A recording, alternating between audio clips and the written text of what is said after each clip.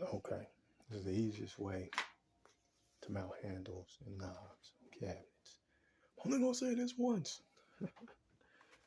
Get you a jig, man. Buy you a jig. This jig right here, this part right here is for handles. For handles. Lines up.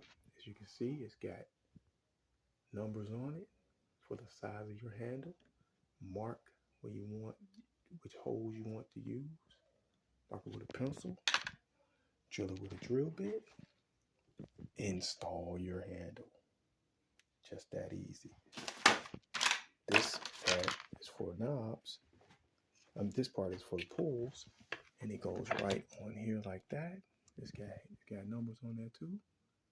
Basically the same thing. Center it, drill it, like and subscribe.